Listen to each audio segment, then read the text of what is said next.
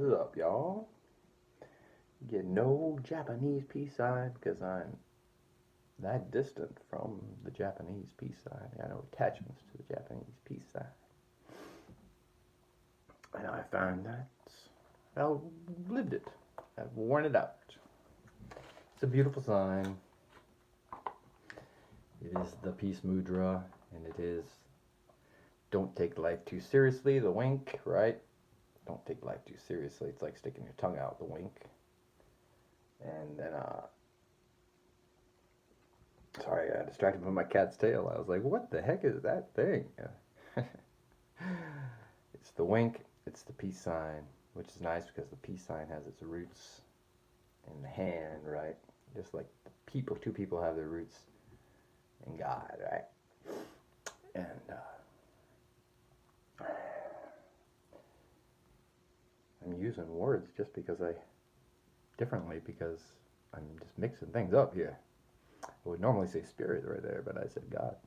Why? Just to mix things up.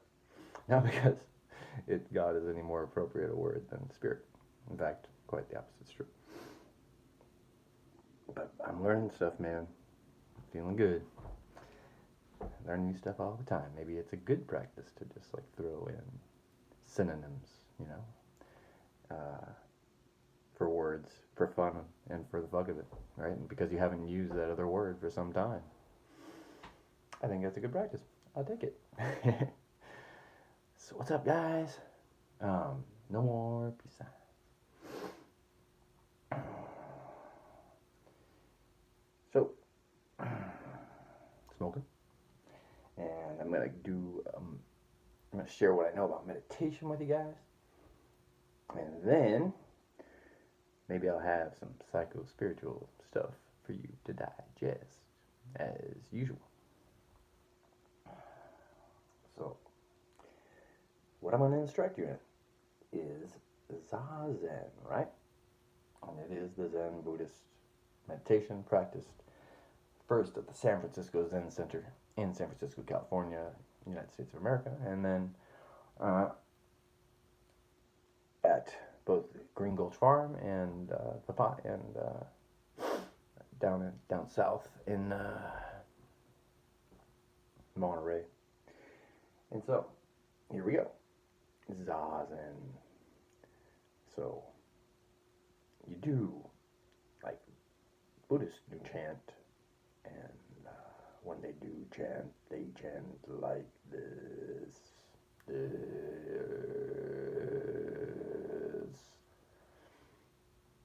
And when they're not chanting, they are either sitting in Zazen or in walking in Kinin. So I'll have to explain first the frequency with which you meditate, right? I think that they have it worked out ideally there at the Zen Center. And they do 50 minutes. You about 5:10, maybe 5:15 in the morning. You're up and you do 50 minutes, motherfucker. Sitting in half lotus position. And I will show you. You don't have to sit in half lotus. You just have to sit in a posture where your spine is erect. And you dip your chin. Dip your chin a little bit. All right, so that's the posture. Now, the mudra is open fist. Thumb out. Insert the thumb. Wrap the hand around at the hara, or the third chakra, or your belly button. Get comfortable, but make sure that spine's erect. All right, close your eyes, or ideally you have soft eyes, which is not completely closed eyes, but just barely open eyes. But that in itself is a practice to develop the practice of soft eyes.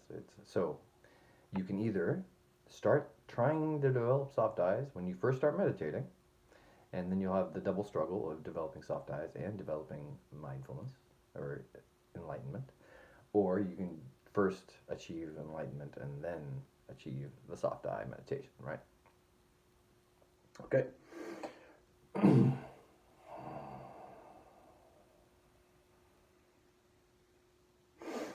Okay, So I'm gonna use. Imagine there being a river, a segment of a river right here, right in the front of your mind. Okay, it's a segment of a river. And imagine a leaf that falls onto this. Imagine that this river has its roots in the mountain tops, right? At a natural spring, and it has its end in the sea. It's a big motherfucking river. And anyways, you're just looking at this tiny segment of that, and a leaf is, on the river, and it just comes, and it's got a nice strong current. It's just gone forever, right?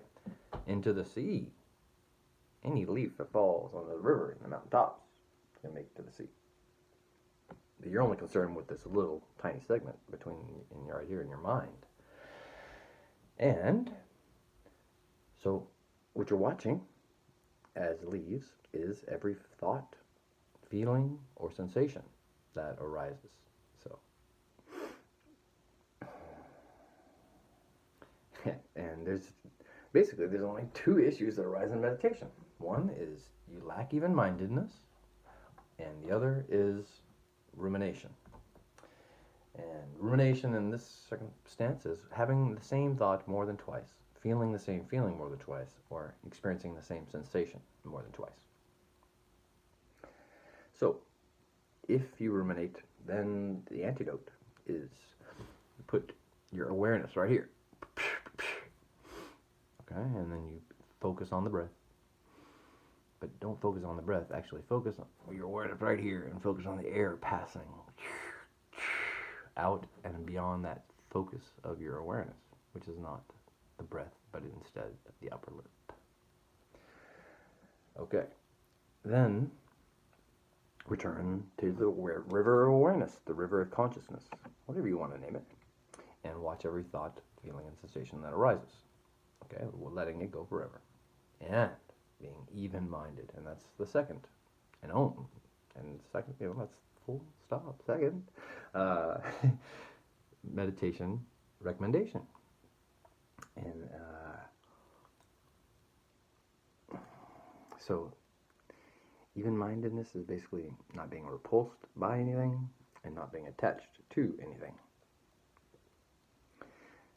And that also means not chasing things and not running from things. No feelings, no thoughts, and no sensations. So, what if the situation arises while you're meditating where you have the same thought twice and then once again a third time? So here you are, focusing on your breath. And what if that doesn't work? You go back into the river of awareness and it's the same thought, right? Or the same feeling or the same sensation.